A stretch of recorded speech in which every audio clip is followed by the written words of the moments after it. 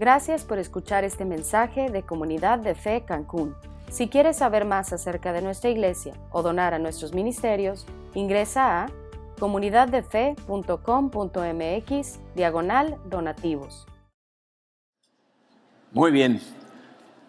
Pues miren, como les decía hace un momentito, este fin de semana cumplimos un año de estar en este edificio. Esto, para todos los que tuvimos la oportunidad de vivirlo, la construcción de este edificio fue un verdadero milagro. Mañana los vamos a celebrar en la noche, espero verlos a todos por aquí. Pero por esa razón decidimos el día de hoy detener nuestra serie por una semana, la serie de la vida espiritual. La vamos a continuar la semana que entra, porque necesitamos ser todos conscientes de que esto que sucedió, obviamente no es el final, es una etapa más, pero es el principio de cosas grandes que se vienen, porque nos falta mucho por hacer. Tenemos planes que en breve les vamos a comunicar, vamos a enfrentar muchos obstáculos, vamos a tener grandes retos y necesitamos continuar el camino con el mismo entusiasmo con el que empezamos el proyecto de la construcción, con mucha fe, con mucho valor. Y por eso quería platicarles hoy un poquito acerca de cómo empezó este proyecto en particular, el de la construcción de este edificio. Miren, la iglesia, como saben todos, la fundamos, o deberían de saber si han tomado la clase de introducción a Comunidad de Fe, fue fundada en 2002. Estábamos aquí los pastores Mark Shook y su esposa Laura, mi esposa Karina y yo. Mark, muy poquito después, por diferentes circunstancias, regresó a la ciudad de donde son originalmente, que es Houston, y ellos allá plantaron Comunidad de Fe en el 2003. Nosotros nos quedamos aquí en Cancún y la iglesia anduvo peregrinando por todos lados, cambiándonos de edificio, de cines, teatros, escuelas, anduvimos por todos lados. En el 2008, Mark se comunicó con nosotros y nos pidió a Karina y a mí que nos fuéramos con toda la familia a Houston, con el interés de enviar desde allá nuestros mensajes a diferentes ciudades de habla hispana y no nada más estar aquí en Cancún. Entonces nos fuimos en el 2008 para allá. Hubo una crisis económica en Estados Unidos, no pudimos llevar a cabo ese plan y por diferentes circunstancias en 2009 nos regresamos. Antes de irnos, en el 2008, compramos un terreno que no es este. Es un terreno que está como a 2 cuadras de aquí, del otro lado de la Guayacán, pero como 2 cuadras hacia adentro de la Guayacán. ¿Okay? Entonces, a partir de que regresamos en 2009, constantemente Mark nos hablaba y nos preguntaba, ¿ya estamos listos para construir? ¿Creen que es el momento para empezar a construir? Y Karina y yo invariablemente le decíamos, no estamos listos. Y eran 3 factores los que nos detenían. Por un lado, no veíamos a la iglesia con la madurez espiritual que se necesitaba para iniciar una campaña de capital. Por otro lado, en ese entonces la avenida Guayacán, donde está la iglesia, ni siquiera estaba totalmente desarrollada. Si recuerdan, apenas empezaba un carril, no había transportes, no había servicios, entonces decíamos, todavía no. Pero en tercer lugar y más importante, no habíamos escuchado nada de Dios acerca de iniciar la construcción y para nosotros eso es importantísimo. Entonces yo no podía hacer nada acerca de que Dios me dijera qué hacer porque pues, no me lo decía, por más que yo le pedía dirección, me decía que todavía no. No podía hacer nada acerca del desarrollo de la Guayacán, pero lo que sí podía hacer era desarrollar el crecimiento espiritual en nuestra iglesia. Entonces nos dimos a la tarea de trabajar en nuestro crecimiento espiritual. Los que estuvieron aquí a lo mejor recuerdan, estudiamos la carta de Pablo a los Efesios completita, nos tomó 26 semanas. El 2012 lo iniciamos con una serie que se llamaba Ponte en Forma Espiritual, ¿no? Estuvimos trabajando mucho en eso. El 2013 lo iniciamos con una serie que se llamó 40 días en la palabra, que nos llevó a profundizar muchísimo en el estudio y meditación de la palabra, y entonces las cosas empezaron a cambiar. A finales del 2013, Karina, ella lee su Biblia sistemáticamente, estaba estudiando por ahí de noviembre, diciembre, el libro de Números en el Antiguo Testamento. Yo no sabía que ella iba en esa parte, porque leemos nuestra Biblia, aunque tenemos devocionales juntos, leemos la Biblia por separado. Yo no sabía que eso es lo que estaba estudiando ella, y Dios puso en mi corazón predicar un mensaje precisamente acerca de un pasaje en el libro de Números. ¿Okay? Entonces, después de eso, yo prediqué ese mensaje, fue el último mensaje del 2013, fue con el que iniciamos el 2014, y pocas semanas después de eso, claramente Dios nos reveló a los dos, a Karina y a mí, que era momento de empezar a construir, pero por separado. Ella estaba en su tiempo a solas con Dios y yo en el mío. Cuando nos acercamos a hablar, hasta nos interrumpimos. ¿Qué crees que me dijo Dios? Construir, ¿no? Al mismo tiempo dijimos, maravilloso, ¿no? Pero la confirmación de que Dios nos estaba diciendo que era momento de iniciar la campaña fue cuando le hablé a Mark para decirle lo que había sucedido. Y antes de que le dijera yo a él me dijo a mí. Me platicó que él y el pastor ejecutivo en aquel entonces era Donald Butler, habían volado a otra ciudad para participar en una conferencia para pastores. Entonces llegaron a esa ciudad, se registraron en el hotel y cuando bajaron en la mañana les avisaron que se había cancelado la conferencia. Y ahí estaban en otra ciudad, ¿no? Con boletos hasta el otro día. Entonces pasaron todo el día hablando, orando, pidiendo dirección, y entonces Dios les dijo a ellos en ese momento que era momento de construir en Cancún. Entonces cuando le hablo por teléfono, él me dice a mí antes, Dios ya me reveló que es momento. Le digo, pues entonces estamos en el mismo canal, porque a mí también, ¿no? Entonces, fíjense, eso disparó una serie de eventos que nos llevaron a, primero, buscar un mejor terreno que el que teníamos, empezar a buscar a una persona que más bien Dios nos la puso enfrente para diseñar el proyecto, y se dieron una serie de milagros que dieron como conclusión el que el 8 de julio del año pasado entráramos a este edificio nosotros. Entonces, lo que quiero hacer el día de hoy es predicarles el mensaje que disparó todo esto. Ese mensaje que está basado en lo que estábamos estudiando sin saber que estábamos estudiando lo mismo. Si tú estuviste con nosotros en esa época, seguramente vas a reconocer partes del mensaje. Está bien recordar estas cosas. Si nunca lo has escuchado, mi oración es que Dios haga en tu corazón lo mismo que hizo en el corazón de tantos de los que estábamos en ese momento ahí, que nos disparó a lanzarnos a un proyecto que parecía imposible. ¿Okay? Entonces vamos a orar, vamos a ponernos en manos de Dios y vamos a estudiar este mensaje. Padre, te damos gracias, Señor, por tu amor. Te damos gracias porque tú nos has mostrado tu mano en todas estas cosas que hemos estado haciendo en estos últimos años, cómo tu dirección ha sido clara y tú has sido fiel a tus promesas, Padre. Te pido, Señor, por nuestros corazones en este momento. Tú sabes, Señor, lo que cada uno de nosotros necesitamos. Y sabes los retos que vamos a enfrentar cada uno de forma personal, como familia y como iglesia. Y sabes, Señor, que necesitamos escuchar estas palabras. Te pido, Padre, que este mensaje encienda el corazón de todos tus hijos e hijas en esta iglesia para que corramos hacia ti, Señor, para hacer tu voluntad. Nos ponemos totalmente en tus manos en el poderoso nombre de tu Hijo Jesucristo. Amén. Bien. Miren, les puse un acrónimo en la parte de hasta arriba de su programa, dice WYSIWYG. ¿Alguien lo reconoce? A ver, ¿alguien lo reconoce? Solamente la gente de la computación de hace 30 años sabe de qué estoy hablando, porque este es un término computacional que necesita estar medio viejito para entenderlo. Fíjense, cuando la computación personal inició, eran los años 80, los procesadores de palabras, como lo que hoy llamamos Word, ¿verdad? Bueno, en aquel entonces Word no existía. Los procesadores de palabras no funcionaba que tú tecleabas y luego formateabas y lo veías en la pantalla como se iba a imprimir. En la pantalla tú lo veías de otra manera. De hecho, si tú querías, por ejemplo, poner una frase en negritas, le tenías que poner un carácter especial antes de la frase y otro al final, y a la hora de mandarlo a imprimir, el software interpretaba esos caracteres y lo imprimía en negritas. Pero tú en la pantalla veías puros caracteres. Si querías itálicas, si querías subrayar, un carácter diferente. ¿Okay? Cuando los primeros programas salieron al mercado, en donde tú de hecho podías ver en la pantalla lo que se iba a imprimir, a esos programas les llamaban WYSIWYG, que significa lo que ves es lo que obtienes, por sus siglas en inglés. What you see is what you get. ¿No? Hoy en día todos los programas son WYSIWYG, entonces ya nadie conoce el término, porque todos los programas de cómputo, lo que ves en la pantalla es lo que obtienes, ¿no? Bueno, lo que mucha gente no sabe es que nuestra vida es WYSIWYG. Tu vida es lo que ves, es lo que obtienes. La principal influencia en cómo te va en la vida es la forma en la que ves la vida, la forma en la que percibes todo a tu alrededor.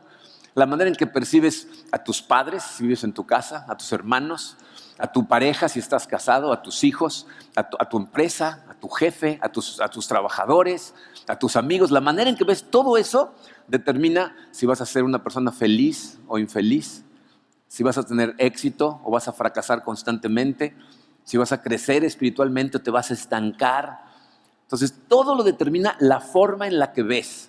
Y de forma muy general, hay dos formas en que tú puedes ver, que puedes percibir las cosas. Una es con ojos llenos de miedo y la otra es con ojos llenos de fe. Y el que escoge cómo ve las cosas eres tú. Nadie te puede obligar a cambiar la manera en la que ves. ¿Ok? Ahora, uno de los mejores ejemplos de cómo lo que ves es lo que obtienes se encuentra precisamente en el pasaje que Karina estaba estudiando y que yo escogí para escribir este mensaje. Se encuentra en el libro de Números, en el Antiguo Testamento, en los capítulos 13 y 14. Números es el cuarto libro del Antiguo Testamento, un libro escrito por Moisés. Y les voy a platicar un poquito del trasfondo, de lo que está pasando, para que entiendan lo que vamos a leer. ¿Ok? Dice, para este momento, Moisés acaba de liberar a la gente de Israel de Egipto. Pasaron muchos años esclavizados en Egipto. Dios manda a Moisés a liberarlos. Va a regañadientas porque no quiere ir él, no se siente capaz, pero va. Le dice al pueblo de Israel que viene a liberarlos. Va y se enfrenta al faraón, que es el rey más poderoso en ese momento. El faraón primero se niega, pero Dios hace unos milagros pero devastadores. Manda 10 plagas espantosas que hacen que el faraón no los deje salir, los corra. Sáquense de aquí todos, ¿no? Pero ya que se fueron, cambia de opinión, manda al ejército tras de ellos, ¿verdad? El ejército los encuentra frente al mar, Dios abre el mar para que pasen caminando sobre tierra seca, y cuando el ejército viene a perseguirlos, Dios cierra el mar y enfrente de sus narices, Dios elimina al ejército más poderoso del mundo en ese momento, y entonces el pueblo de Israel se pone a celebrar del otro lado. Los manda caminando 3 días más, llegan a un monte en donde Dios les da la ley. Moisés subió una montaña, ¿verdad? El pueblo de Israel está abajo y escuchan truenos, oyen la voz de Dios como de trompeta. Baja Moisés, les da la ley y después los manda hacia lo que es la tierra prometida.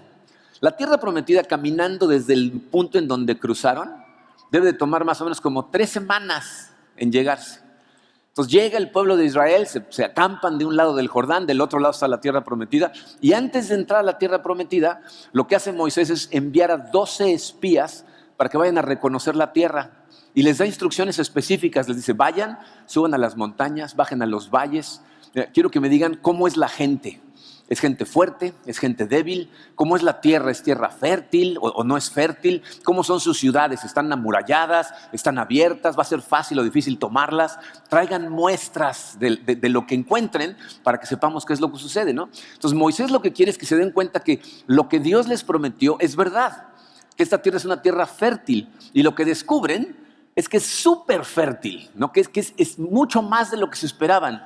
De hecho, hay un versículo en donde dice que se encuentran un racimo de uvas que es tan grande que lo tienen que amarrar a una vara y cargarlo entre 2. Imagínense, ¿cuántas veces has encontrado un racimo de uvas así en Walmart? ¿No? Agárrate de allá, ¿no? ¿No? O sea, son racimos. No, bueno, ahí la tierra es fértil, pero en serio, ¿no? Entonces, estos espías se pasan 40 días caminando por toda la tierra, todo lo que pueden, y luego regresan a dar su reporte. ¿Ok? Pero hay 2 reportes. Cuando llegan los espías se dividen en 2. Hay un reporte positivo y un reporte negativo. 2 de los espías dicen, esta tierra es exactamente lo que Dios nos dijo y definitivamente podemos tomarla. Pero 10 de los espías dicen, pues sí, la tierra es exactamente como Dios nos dijo, pero no la vamos a poder tomar. ¿Verdad? Si tratamos de tomarla nos van a matar. Y entonces toda la gente del pueblo de Israel se empiezan a quejar, se rebelan, ¿verdad? Y dicen, no vamos a entrar. Y entonces Dios dice, ¿no van a entrar? ¿No van a obedecer? No. Entonces todos al desierto, y los manda a deambular por el desierto durante 40 años hasta que toda la generación de rebeldes se muere. Y entonces regresan para tomar la tierra prometida los 2 espías que sí quisieron entrar. Miren, lo último que yo quisiera que sucediera es que eso le pasara a uno de nosotros. Que te quedes en un desierto espiritual y jamás entres a la tierra prometida que Dios tiene para ti. Esa gente que se rebeló a entrar no significa que en ese momento Dios dijo, sí, esto es un trueno y los mato. No, estuvieron deambulando en un desierto, ¿verdad? Por 40 años. Hay gente en nuestra iglesia que lleva semanas, meses, algunos años en desiertos espirituales, donde no sienten la presencia de Dios, no escuchan la dirección de voz y no se dan cuenta que mucho de esto es por la forma en la que ven las cosas.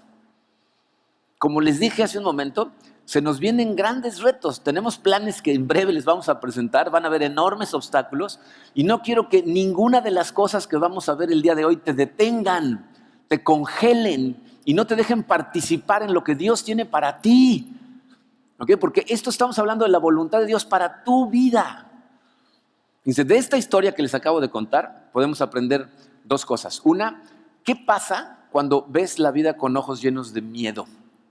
Y dos, ¿cómo le puedes hacer para que tus ojos se llenen de fe?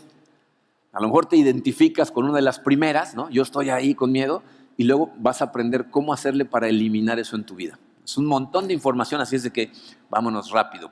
Número 1, Romano en su programa dice, ¿qué pasa cuando veo la vida con ojos de miedo? Hay 6 cosas que podemos ver en este pasaje que suceden cuando la gente ve la vida con ojos llenos de miedo. Número 1 dice, me lleno de estrés con información en conflicto.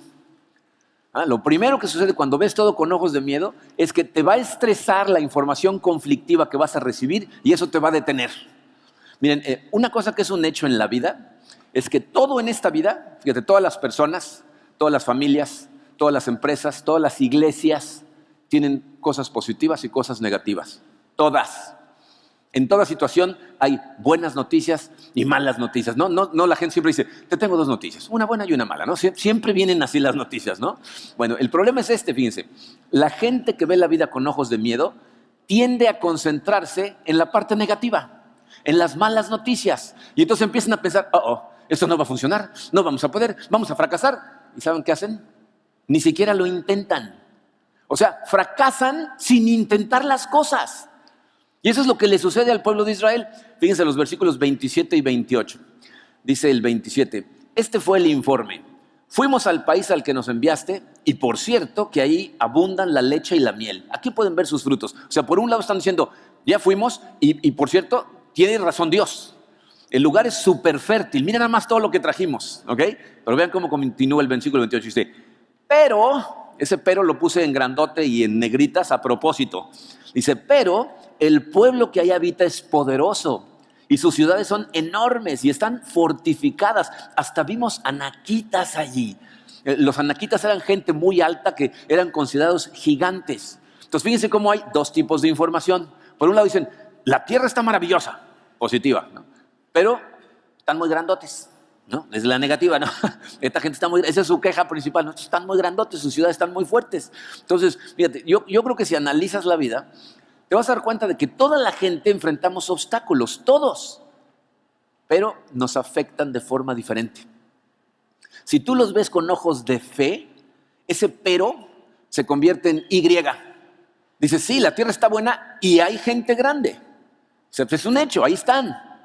Pero si los ves con ojos de miedo, eso se convierte en un contraste. Pero, ¿no? El pero se convierte en el obstáculo principal que te estresa y te detiene. Miren, lo que detiene a la gente de vivir la vida que Dios planeó para ella es los peros de su vida.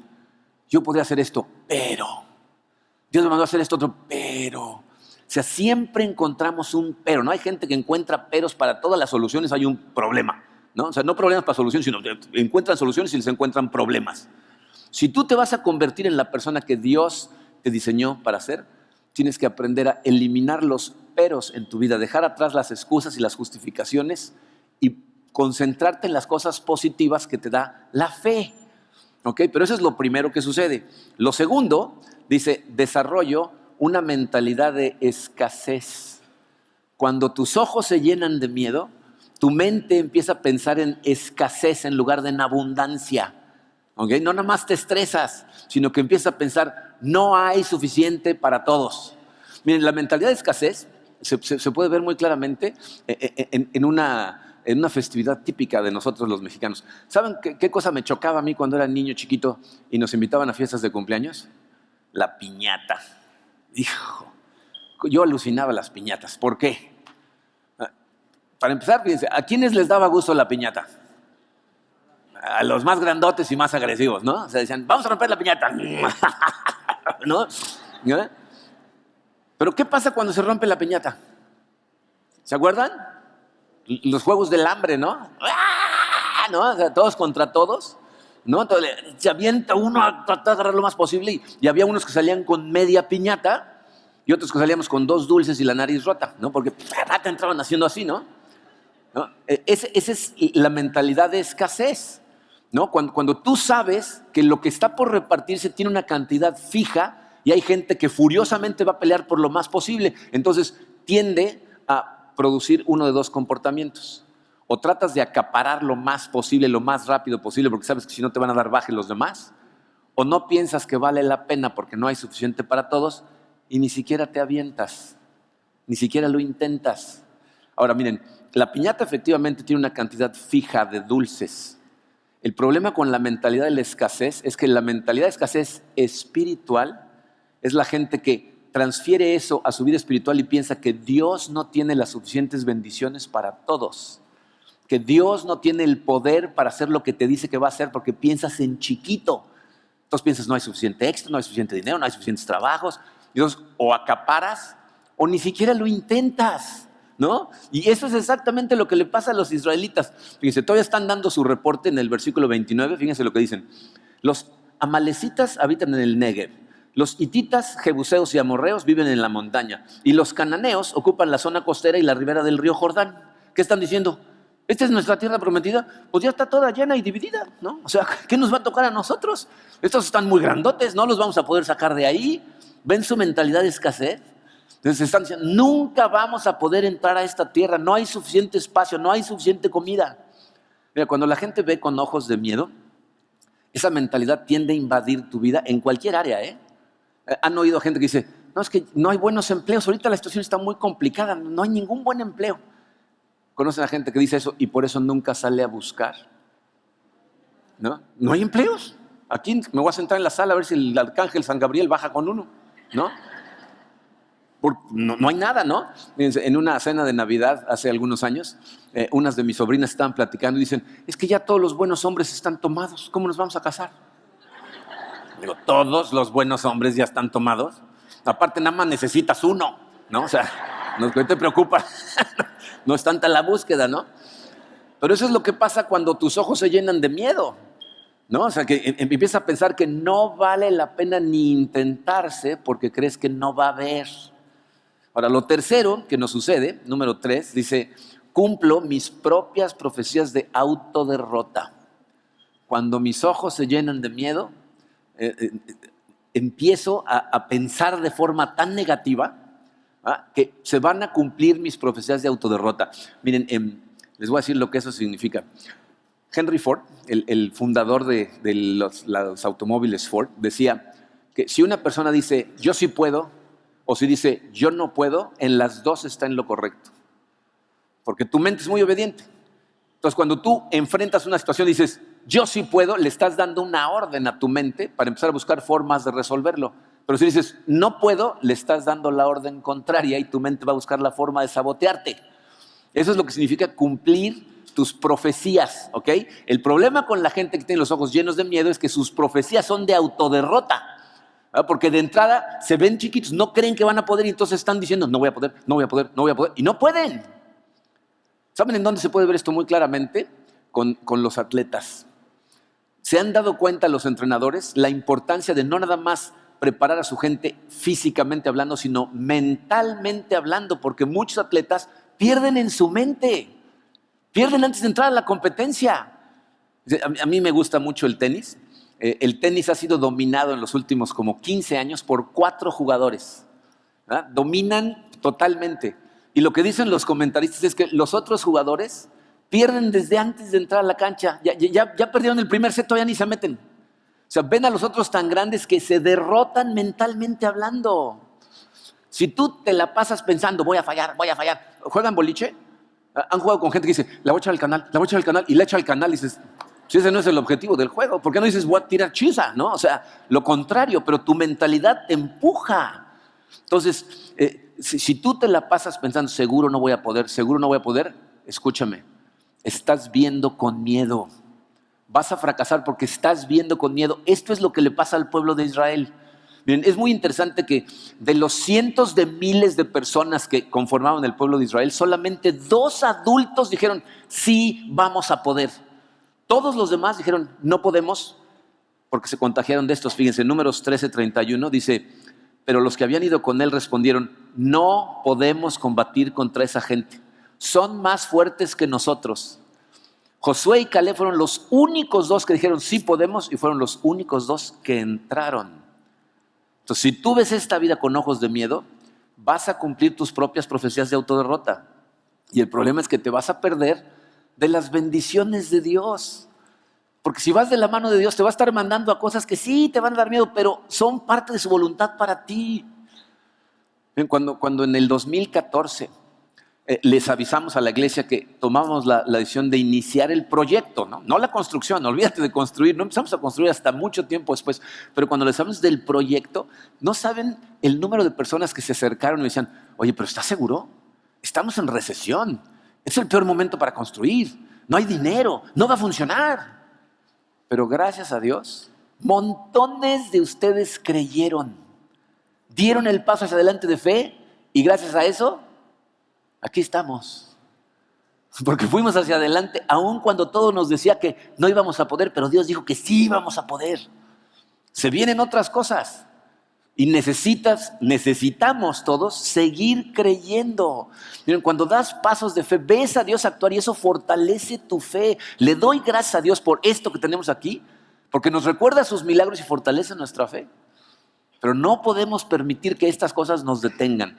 Lo cuarto que nos sucede, dice el número 4, voy a infectar a otros con mi negatividad. ¿No? Tristemente, la gente negativa no se lo puede guardar. Se lo tiene que contar a todos los demás, ¿no? Tiene que estar diciendo a todo el mundo. Y entonces se lo empezamos a pasar a la gente a nuestro alrededor. Entonces fíjate lo que estás haciendo. Si estás viendo con ojos de miedo, no nada más te afecta a ti. Afecta a tus hijos, afecta a tu pareja, a la gente con la que trabajas, afecta a tus amigos. Estás afectando a toda la gente a tu alrededor. Y miren, una cosa bien rara que nos sucede cuando las cosas nos dan miedo, en nuestra cabeza empiezan a crecer. Las empezamos a exagerar.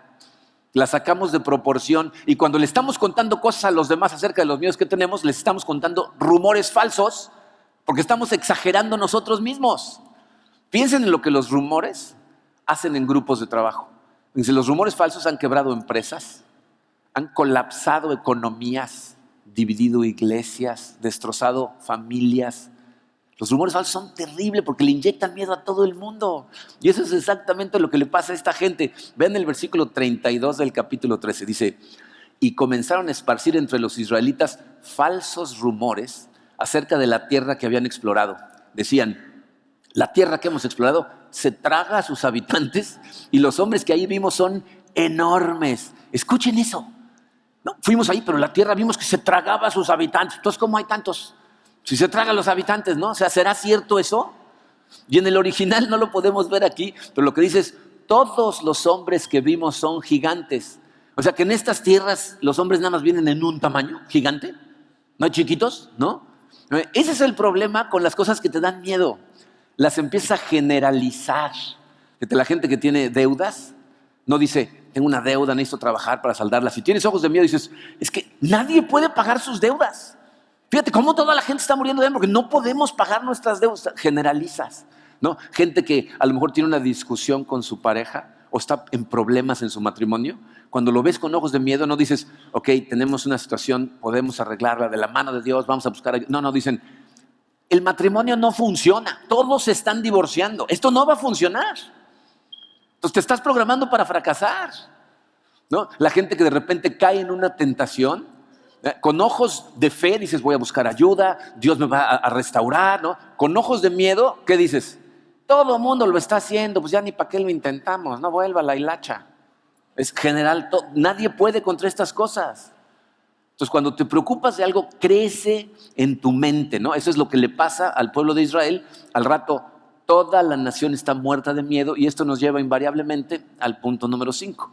Empiezo a verme inadecuado para enfrentar los retos. O sea, mientras más exageras tú el tamaño de los retos que enfrentas, pues más pequeño te sientes, más inadecuado te sientes para enfrentarlos. Miren, aquí vamos a enfrentar retos grandes, pero tú vas a enfrentar retos aquí o afuera de aquí. Tu vida va a tener retos que necesitas enfrentar y si los agrandas en tu cabeza, tú te reduces. Miren, es una cosa muy triste porque por eso gente que tiene la capacidad para lograr cosas nunca las logra. Por eso hay atletas que tienen menos habilidad que otros, ¿verdad? Y les ganan porque creen. Pero si tú ves las cosas más grandes que tú, pues obviamente no vas a poder por tu propia actitud negativa, te detienes, te obstaculizas. Y eso es lo que le pasa a Israel. Vean lo que dice el versículo 33, dice, hasta vimos anaquitas, comparados con ellos parecíamos langostas, y así nos veían ellos a nosotros. Fíjate lo que están diciendo, dice, comparados con ellos parecíamos, esa palabra significa nuestra percepción de nosotros mismos, la manera en que nos vemos, dice, nos veíamos como langostas. ¿Saben cuáles son las langostas, no? Son unos como grillos más grandes. Están diciendo, nos veíamos como bichos que nos podían matar de un pisotón. Pero luego fíjense lo que dicen, y así nos veían ellos a nosotros. ¿Cómo saben? ¿A cuántos entrevistaron? ¿Ya vieron al pueblo de Israel? ¿Qué opina? No, o sea, no tienen ni idea de lo que están pensando, pero están convencidos. No saben lo que esa gente pensaba de Israel. De hecho, cuando regresan y empiezan a tomar ciudades, lo que nos dicen es que esas personas estaban muertas de miedo de Israel. Pero estos viéndolos con ojos de miedo dicen, no, nosotros estamos de este tamaño. Bien, ¿saben cuál es nuestro problema? Que la naturaleza humana hace que nuestros miedos los proyectemos en otras personas. Es decir, lo que tú piensas de ti, piensas que todo el mundo piensa de ti. Cuando Angie, nuestra hija la mayor, estaba en la secundaria, una de las niñas que iba en su salón estaba becada en la escuela, era la hija del maestro de música. Entonces era una niña que tenía un nivel socioeconómico ligeramente inferior al resto de los alumnos, pero ella se sentía inferior. De repente se iban en grupo a la Plaza Las Américas, que era la única plaza que había. Vamos a Plaza Las Américas. Y ella decía, no, yo no. Dice, ¿por qué no? Es que toda la gente se detiene y me ve raro. ¿Toda la gente se detiene y me ve raro? O sea, esta niña vivía en una película de esas que entra la madre y tan, todo el mundo voltea y se le queda viendo. ¿Tú crees que la gente está tan preocupada por ti? ¿Sabes por quién está preocupada la gente? Por ellos. Lo más probable es que estuvieran viendo hacia un espejo que estaba atrás de ellos, estaban tratando de ver, porque le da igual cómo te ves tú, pero si tú sientes algo acerca de ti, no, si tú te piensas, por ejemplo, poco atractivo, piensas que la gente te dice, ay, mira, ahí va el feo, ¿no? O sea, transmites, ¿verdad? Les proyectas eso, crees que eso ven en ti, y el problema es cuando llegas a creer eso, así vives. Y entonces ya no lo intentas. Miren, en unos meses nos vamos a plantear objetivos interesantes. Y tú eres parte de esos objetivos, si eres parte de esta familia.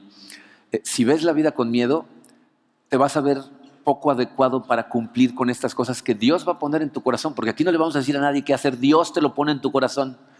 Y lo más probable es que ni siquiera lo intentes, o vas a fracasar antes de empezar. Por último, lo último que sucede cuando ves con ojos de miedo, te haces la vida miserable tú solito.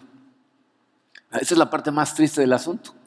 Que si no ves con ojos de fe, todo lo ves oscuro. Y entonces la vida parece miserable en todo momento. Fíjense lo que le pasa a la gente de Israel. Los versículos 1 y 2 del versículo 14 dice, entonces los israelitas comenzaron a gritar y aquella noche se la pasaron llorando. Todos ellos se pusieron a hablar mal de Moisés y de Aarón. Decían, ojalá hubiéramos muerto en Egipto o aquí en el desierto.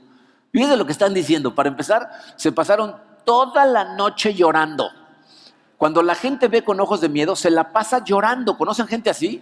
Que la pregunta no es ¿por qué lloras? Sino ahora ¿por qué lloras? Porque se la pasan todo el tiempo llorando por todas las cosas. Son la víctima del mundo. Están viendo con ojos de miedo todo. Aparte, empiezan a quejarse, pero a echarle la culpa a otras personas.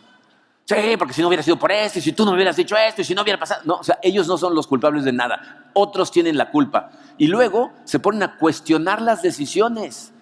Hubiéramos mejor hecho esto otro. Fíjense lo que están diciendo los israelitas. Estábamos mejor en Egipto. ¿Se acuerdan qué estaba pasando en Egipto antes que los liberara Moisés?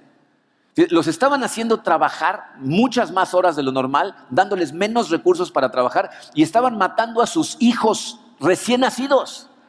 Cuando empezó a crecer el pueblo, ellos dijeron, estos son muchos, maten a los niños en el momento que nazcan. Y estos están diciendo, estábamos mejor allá, mejor hubiéramos muerto allá. O sea, esto para mí es de verdad impresionante porque lo que significa es que hay gente que prefiere morir en un desierto espiritual a enfrentar sus miedos. Prefieres tú mantenerte alejado del Señor que enfrentar los miedos de cuando te manda a hacer cosas. La cosecha de miedo en tu vida va a dar llanto, quejas, cuestionamiento y te va a congelar, te va a mantener fuera de tu tierra prometida. Entonces, la pregunta es, ¿cuál es el antídoto? Evidentemente, el antídoto es aprender a ver todo con ojos de fe. Necesitamos aprender a ver con fe. Y miren, ahí la palabra clave es aprender. O sea, necesitas darte cuenta que eso significa que son cosas que puedes aprender. O sea, es un proceso que si haces ciertas cosas te ayuda a entender cómo funciona. Entonces tú puedes aprender a ver con fe a tu persona, a ver con fe a tu pareja, a tus hijos, a tu trabajo, tus finanzas, tu relación con Dios, tu salud. Porque la fe es lo que destruye el miedo. Cuando la gente camina con fe, eso te da confianza y genera acción, te empuja a moverte. Y eso es crucial, ¿eh? Fíjense, eso es exactamente lo que Caleb trató de hacer. Vean el versículo 30 del capítulo 13, dice, pero Caleb trató de calmar al pueblo que se encontraba ante Moisés. Vamos enseguida a tomar la tierra, dijo, de seguro podemos conquistarla. Primero trata de calmarlos, ¿no? Seguro les ha de haber dicho algo así como, oigan, ¿no creen que están exagerando? La tierra no se traga a nadie. Hay unos grandes, pero hay otros chiquitos. Y Dios está de nuestro lado, ¿no? Entonces trata de calmarlos y luego de generar movimiento. Dice, vamos enseguida. O sea, hay que movernos lo antes posible porque normalmente cuando te mueves se te empieza a quitar el miedo. Esa es una lección que espero que se lleven aquí de memoria, ¿eh? Derrotamos al miedo con acción. Derrotamos al miedo con acción, no discutiendo, sobreanalizando, no sentarnos a pensar. Necesitamos actuar. Bien, les voy a contar una anécdota de algo que estoy convencido que cambió la dirección de mi vida y por ende la dirección de la vida de muchas personas. En 1994, 95, yo trabajaba como director de sistemas para la división América de una cadena hotelera bastante grande. Gracias a Dios, mi jefe, el director financiero, él había visto cosas en mí que yo no había visto. Me dijo, tú te equivocaste de carrera. Y entonces me mandó a un seminario, yo se lo pedí, a un seminario que estaba dando Zig Ziglar. No sé si han oído hablar de él. Fue un orador muy famoso, autor de muchísimos libros, cristiano sólido, que daba un seminario anual que duraba 3 días. Se llamaba Nos veremos en la cumbre. Y entonces yo lo convencí, él me dijo, sí, vete, porque tú ahí deberías de estar. Entonces cuando yo llegué y vi a Zig Ziglar dar una conferencia la primera vez en vivo, fue la primera vez que mi corazón saltó de alegría y dije, eso quiero hacer yo. Yo quiero aprender a hablar en público, quiero ser un orador, quiero aprender cosas que le ayuden a la gente de alguna manera, eso quiero hacer yo. El seminario éramos tan pocos, éramos como 100 personas, 3 días juntos, nos daba la oportunidad de interactuar con Zig. Entonces, en un descanso me senté con él y le dije, Zig, yo quiero hacer lo que tú haces, quiero aprender a hacer esto. Entonces él me dijo, híjole, pues te felicito. Me dijo, no, es una carrera muy demandante, pero pues yo te ayudo. Se hizo, de hecho, mi mentor durante cierto tiempo, estuvimos en correspondencia. Pero fíjense, una de las cosas que nos enseñaban en ese seminario era cómo hablar en público. Había unos entrenadores, nos dividían en grupos como de 15 personas y un entrenador nos enseñaba ciertas técnicas. Entonces, al final del seminario, se acercaron y nos dijeron, al final va a haber una ceremonia de clausura y les pedimos que al que quiera pase al frente y dé un testimonio de lo que el seminario significó para ustedes. Los filmamos porque los mejores los utilizamos luego para promover el seminario. La coach que nos estaba enseñando a hablar en público a nuestro grupo oyó la conversación que yo tuve con Zig y entonces se acercó el último día y me dijo, ¿ya pensaste qué vas a decir? Y le dije, ¿yo? ¿Estás loca? Era una ceremonia en donde todo el mundo iba con sus familias, eran como 300 personas en inglés, yo nunca había hablado en público. Le digo, ¿no estás loca? Me dijo, ¿no le dijiste así que tú quieres ser orador? Le dije, sí, pero todavía no estoy listo. Me dijo, no. Piensa en qué vas a decir y subes. Le dije, pues lo voy a pensar, ¿no? Total, llegamos a la ceremonia, lleno de mesas redondas, como 300 personas, todo el mundo que vivía ahí en Dallas, donde fue el seminario, estaba lleno de esposas, ¿no? Y entonces empiezan a pasar las personas y había gente que había ido a ese seminario varios años seguidos. Entonces se paraban y se aventaban unos discursos que yo decía, uy, en la torre, ¿no? La coach que me había enseñado a mí estaba en una orilla del salón, yo estaba en la última mesa al fondo, lo más atrás que pude, ¿no? Y la coach levantaba la mano, ¿no? Y le hacía así, me hacía, ¿no? Y yo, cada vez que levantaba la mano, ¿no? Entonces, siguieron pasando hasta que ya se iba a acabar el tiempo, ¿no? Entonces, el maestro de ceremonias dice, última oportunidad, nadie más. ¿No? Y yo me paro, ¿no? Y en el momento que me paro, dice, una persona más. Y todos, ¡eh! Y yo dije, sí, ¿no? O sea, estuve a punto de volver a sentarme, ¿no? Pero dije, bueno, pues ya no podía echarme para atrás. Empiezo a caminar, miren, las piernas como de gelatina. ¿Les ha pasado que el corazón te palpita tanto que ni oyes? Pum, pum, pum, pum, pum, ¿no? Yo lo veía todo como en cámara lenta, toda la gente, yo así. Me subo al escenario, ¿no? Toda la gente expectante a ver qué voy a decir. Y yo con una voz así de tenor digo, quiero agradecerle al Señor. Sí. Empiezo a hablar y como a los 15, 20 segundos me empieza a ganar la emoción y me pongo a llorar.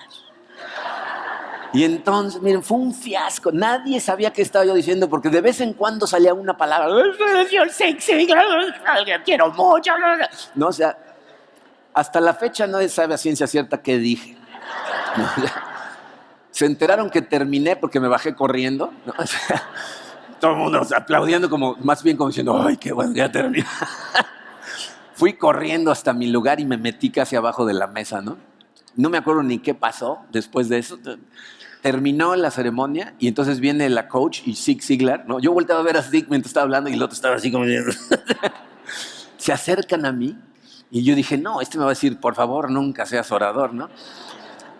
Pero me dice, muy bien hecho, te felicito. Le digo, ¿de qué estás hablando? Le digo, esto fue un fiasco. Fracasé espantosamente. Me dijo, ¿de qué estás hablando tú? Me dijo, el día de hoy no se trataba de que pasaras y dieras el discurso del año, se trataba de que pasaras. Me dijo, fracasar hubiera sido no subir, no intentar. Me dijo, te voy a decir lo que hubiera pasado si no te subes. Si esta vez te da miedo y no te subes, la siguiente vez que hay una oportunidad te vas a volver a decir a ti mismo, no estoy listo, y no te vas a subir. Y la siguiente vez, no estoy listo, y no te vas a subir hasta que nunca te subas. Tenías que dar el paso. Hoy triunfaste porque te subiste. Pero estuvo horrible. Sí, me dijo, estuvo horrible, pero te subiste. Pero piensen en esto. ¿Qué hubiera pasado si no me subo nunca? Ninguno de los que estamos aquí estaríamos aquí. Estaríamos, pero no aquí. Fue gracias a que ese día me empujaron a hacer algo que tenía yo pánico de hacer. Amén. Bien, gracias. Las cosas que vienen, Dios va a poner cosas en tu corazón y te va a dar miedo. A lo mejor te va a pedir que dirijas un grupo o que vayas de misionero a algún lado, o que sirvas en algún área, que trabajes en el área de niños, que ofrendes. O sea, yo no sé qué te va a pedir, pero necesitas tomar acción porque aunque fracases, no fracasas, aprendes. Fracasar es no intentarlo.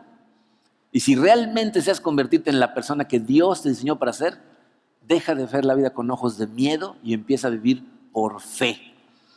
Y el problema es que vemos muchas cosas al revés. ¿Se acuerdan de Tomás, el discípulo que decía ver para creer? Es al revés. La Biblia nos dice que primero tienes que creer para poder ver. ¿Se acuerdan cuando Lázaro, amigo personal de Jesucristo, fallece? Jesús lo deja morirse, le avisan que está enfermo, no va a propósito para hacer el milagro. Y cuando llega, sus hermanas le recriminan. Le dicen, si hubieras estado aquí, si hubieras llegado antes, fíjense las palabras que les dice Jesús, Juan 11:40. ¿No te dije que si crees, verás la gloria de Dios? Primero tienes que creer para luego ver la gloria de Dios. La pregunta aquí es, ¿cuánto deseas ver la gloria de Dios en tu vida? Porque vamos a hacer compromisos de fe y si tú no crees, no vas a dar pasos y nunca vas a ver la gloria de Dios en tu vida. Esto no se trata de la iglesia, se trata de tu vida. Entonces la pregunta es ¿cómo? ¿Cómo aprendemos a ver con ojos de fe? A toda velocidad, dice el número 2, ¿cómo aprendemos a ver con ojos de fe? 3 puntos de partida. Y escúchenme claro, dije de partida, hay 1000 cosas más, pero para empezar esto. 1, necesitas invitar a Jesús a todos los cuartos de tu vida. Jesús necesita reinar en todas las áreas de tu vida. La gente, por alguna extraña razón, vivimos con la vida dividida en habitaciones, ¿ok? No debería estar así, debería estar abierto totalmente a Jesucristo, pero así lo hacemos. El problema es este, fíjate, el cuarto que no está lleno de Jesús, ¿sabes de qué está lleno? De miedo. Porque cuando Jesús entra a un cuarto, lo que llena es de paz. Y si no está ahí, vas a tener miedo. Eso nos ayuda de forma muy fácil a saber en qué cuarto no está Jesús. ¿Cuál es ese cuarto que te tiene sin dormir? El que te causa toda la angustia. El que te despiertas a medianoche y ya no puedes regresar a dormir porque te estás tronando los dedos. En ese cuarto necesita reinar Jesús. Necesitas dejarlo entrar. La Biblia le llama a darle toda tu vida a Jesús, le llama nacer de nuevo. Cuando tú no has nacido de nuevo en Cristo, lo que sucede es que solamente ves, escuchas, sientes con tus sentidos físicos. Pero cuando Él invade totalmente tu vida, ahora ves, sientes, escuchas con sentidos espirituales. Entonces necesitas volver a nacer si quieres ver. Fíjense lo que Jesucristo le dijo a Nicodemo en Juan 3:3. De veras te aseguro que quien no nazca de nuevo no puede ver el reino de Dios. O sea, si no naces, si no le entregas todo, no vas a ver. Y cuando se lo entregas, empiezas a ver cosas que antes no veías.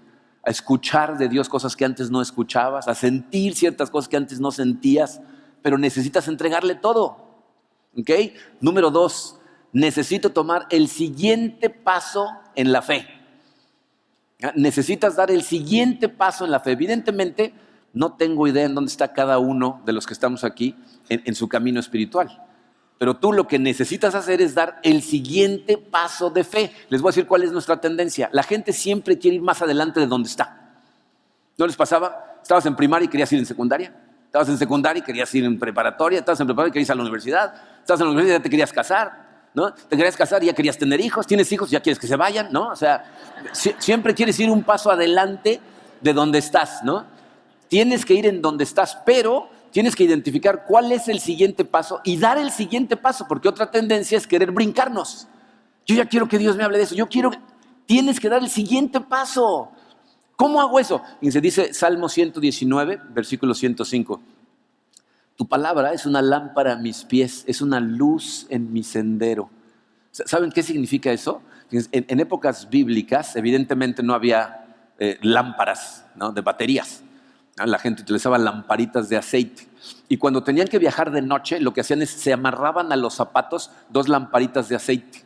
Entonces, cuando daban un paso, la lámpara les daba suficiente luz, ¿para qué?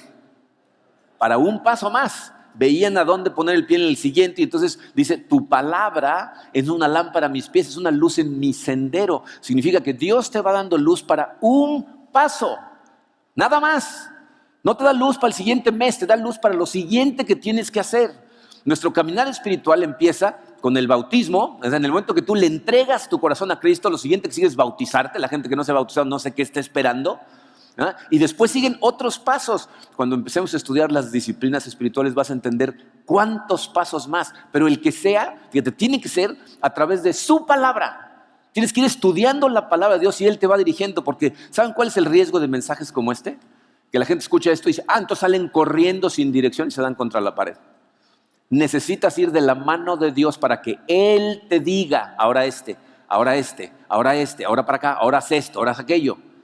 Y esto nos lleva de la mano al último punto, número 3. Haz todo lo que Dios te pida que hagas. Todo. Sí, está del otro lado, perdón, ya no me cabía. Todo lo que Dios te pida que hagas, necesitas hacerlo, o sea, necesitas obedecer. Porque aquí el problema que tenemos es que Dios te empieza a pedir ciertas cosas y ciertas cosas las haces, pero otras no. No empiezas a escoger y aquí tenemos que hacer todo lo que Dios nos dice que hagamos. Mira, hasta que no hagas lo que Dios dice que hagas, no vas a saber de lo que Dios es capaz. Entonces lo vas a ver en acción y eso aumenta tu fe. Eso es lo que Josué y Caleb trataron de explicarle al pueblo de Israel. Fíjense en ese versículo, Números 14, versículos 6 al 9. Dice, Josué y Caleb le dijeron a toda la comunidad israelita, la tierra que recorrimos y exploramos es increíblemente buena. Si el Señor se agrada de nosotros, nos hará entrar en ella. Nos va a dar una tierra donde abundan la leche y la miel. Así que no se rebelen contra el Señor, ni tengan miedo de la gente que habita en esa tierra. Ya son pan comido. No tienen quien los proteja porque el Señor está de parte nuestra, así que no les tengan miedo. Te está hablando a ti. ¿Qué te preocupa? Cuando Dios te manda a hacer cosas en lo que estás viviendo en este momento, ¿qué cosas te preocupan? Si vas de la mano de Dios, pan comido, dice aquí. Lo que sea el obstáculo no tiene ni por dónde ganarte porque el Señor está de tu parte si vas de su mano. ¿Saben qué es increíble para mí en este momento del pueblo de Israel? No hacía 2 meses antes habían visto milagros impresionantes. Vieron las 10 plagas que dio Dios. Vieron a Dios eliminar al ejército más poderoso del mundo y cuando llegan con los anaqueles, estos están muy grandes, Dios no va a poder con estos. O sea, ya se les olvidaron los milagros. Les da miedo entrar a la tierra y toda esa generación, excepto Caleb y Josué, murió en el desierto. Yo creo que uno de los versículos más tristes en toda la Biblia es este último que tiene en su programa. Hebreos 3:19 está hablando de ese grupo de gente. Dice, como vemos, ellos no pudieron entrar en el descanso de Dios a causa de su incredulidad. Esta gente, toda esa generación, jamás entró en el descanso que Dios tiene para ellos. Piensen en eso, porque esto no se trata de que Dios nos va a mandar al desierto a caminar, sino que tu vida va a ser un desierto espiritual y nunca vas a entrar al descanso que tiene planeado para ti. Esta gente nunca vio con ojos de fe y el miedo los consumió. Yo no quiero que eso le pase a ninguna de las personas que están en nuestra iglesia.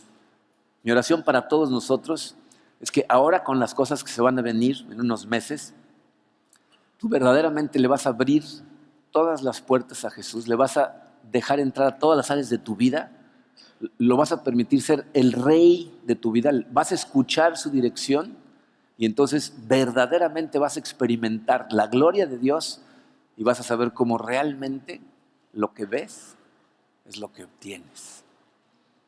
Vamos a orar. Padre, Señor, te doy tantas gracias por el amor que nos has mostrado todo este tiempo. Desde el principio de esta iglesia, Señor, con todas las cosas que pusiste en nuestro corazón, con planes que en algún momento se veían tan lejanos y tan imposibles, pero que tú, Señor, fielmente has ido cumpliendo uno por uno, abriéndonos los ojos a la gloria que podemos experimentar, Señor, cuando te seguimos en obediencia. Me encantaría, Señor, te pido que le permitas a todas las personas de nuestra iglesia experimentar esa misma gloria. Que a través de la fe que te pedimos que incrementes en nuestros corazones, podamos expulsar el miedo, tomemos acción, caminemos hacia las cosas que tú nos mandas y podamos ver la gloria en acción de tu Santo Espíritu en poder dentro de nosotros, haciendo milagros a nuestro alrededor. Queremos poner a esta tu iglesia, Señor, totalmente en tus manos. Nunca nos dejes olvidar que todo esto es para ti, para tu gloria. Que los que estamos aquí sirviendo, para nosotros es un privilegio que nos dejes hacerlo, Señor. No nos dejes que nuestras rodillas flaqueen. Sé, Señor, que van a venir grandes cosas que en algún momento nos van a causar miedo. Pero, Padre, recuérdanos que a quien tenemos que voltear a ver es a ti. Que tenemos que pedirte dirección, dejarnos caer sobre tu mano y caminar hacia donde tú nos dirijas. Lo demás, tu palabra nos dice que tú vas a abrir camino en donde parece que no lo hay. Nos encomendamos a ti, Señor, en el poderoso nombre de tu Hijo Jesucristo.